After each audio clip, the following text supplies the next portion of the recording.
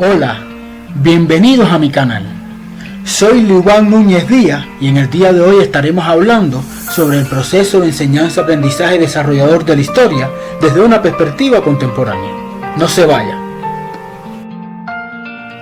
Sobre el proceso de enseñanza-aprendizaje de la historia han sido varios los criterios, entre los que se destacan los de Rita Marina Álvarez de Saya, Manuel Romero, Josbey Dávila, Liuban Núñez Díaz, donde todos ellos consideran, por lo tanto, el perfil integrador de la historia en la sociedad y cómo debe ser aprovechada sus potencialidades para vigorizar la autoestima y el autorreconocimiento individual y social, enfatizar en el carácter humanista como ciencia social y como asignatura, dadas sus potencialidades educativas, y a partir de que cada escolar sea capaz de identificar sus propios significados sociales. Es necesario destacar que el proceso de enseñanza-aprendizaje de la historia tiene como propósito esenciar la personalidad del escolar, por lo que se asume lo expresado por Ondina Lolo. El proceso de enseñanza-aprendizaje de la historia debe establecer una relación entre objeto y sujeto, y sujeto-sujeto. Esto se manifiesta en los pilares de la educación que establece la UNESCO. Es importante tener en cuenta el pilar de la educación, que es aprender a aprender, para lograr un nivel de independencia cognitiva a través de técnicas y estrategias que puedan aplicarse en el quehacer diario, por lo que el autoaprendizaje, es decir, el que se da de manera individual, juega un papel fundamental. No quiere decir que se abandone la concepción del proceso de enseñanza-aprendizaje grupal. Este último facilita la reconstrucción del aprendizaje, la confrontación y contrapunteo de ideas, y refleja los afectos y actitudes. Mediante la participación activa de la mayoría de sus integrantes, le va dando confianza y establece un clima favorable para el desarrollo de sus potencialidades. En la actualidad, exige dominar las tecnologías de la información y las comunicaciones, donde pueden emplearse en el proceso de enseñanza-aprendizaje, es decir, que se integre no de forma forzada para motivar, vincular los contenidos, lograr aprendizajes significativos y mantener la información actualizada.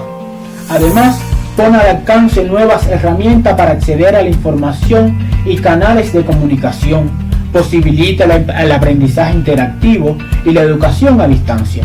Con ayudas de esta, se pueden crear y seleccionar materiales audiovisuales, generalmente de corta duración, para que los escolares los observen en clase, en el horarios extendidos o en casa, y luego sean discutidos e interactuados con sus profesores, compañeros y o familiares sobre lo aprendido y otras ideas que se expongan en los materiales que visualicen.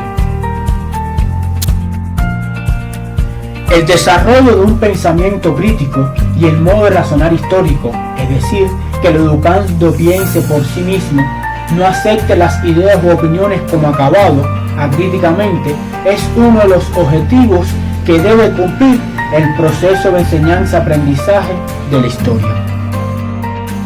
El educando debe tomar una posición más razonable y justificada del hecho histórico objeto de estudio, establecer las conexiones causales y lógicas necesarias. Por consiguiente, juega un papel fundamental los conocimientos fácticos y lógicos. Es importante tener en cuenta que la base de los conocimientos lógicos son los conocimientos fácticos. Para el desarrollo de un pensamiento crítico y un modo de razonar histórico, no podemos limitarnos en ubicar en el mapa dónde sucedió un acontecimiento o proceso histórico, ni tampoco en la línea del tiempo en qué momento sucedió ese acontecimiento o proceso histórico, sino hay que tener en cuenta otras categorías que son importantes en cuanto a lo espacio y lo temporal. Teniendo en cuenta el criterio de diversos autores, en la estrategia de enseñanza-aprendizaje de la historia, el enfoque integrador debe ser otro de los patrones que transversalice todo el proceso. Debe enseñarse historia a partir de un enfoque social, total o cultural. Este le ofrece un tratamiento a los componentes de la vida social, lo que permitirá la formación general de los escolares. Debe entrenarse al escolar en el análisis e interpretación de los hechos, no solamente económicos, políticos y sociales, sino también los artísticos, los ideológicos, los cotidianos, etc. Junto a esto, es necesario que perciban que el hombre y la mujer están haciendo y decidiendo su historia.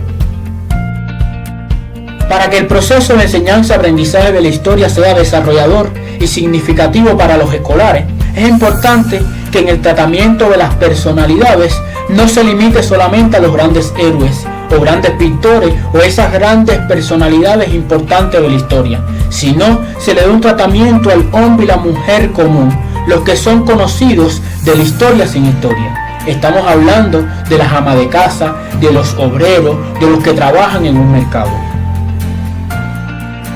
Amigas y amigos, si logramos que este proceso de enseñanza-aprendizaje de la historia sea desarrollador, le ofreceremos a los escolares un grupo de herramientas que le permitirá desarrollar un modo razonar histórico coherente con su contexto social, al no considerar que es suficiente solamente con el dominio del conocimiento, sino que tiene en cuenta también las diferentes habilidades, destreza, armonizado con una formación de sentimientos, valores y convicciones.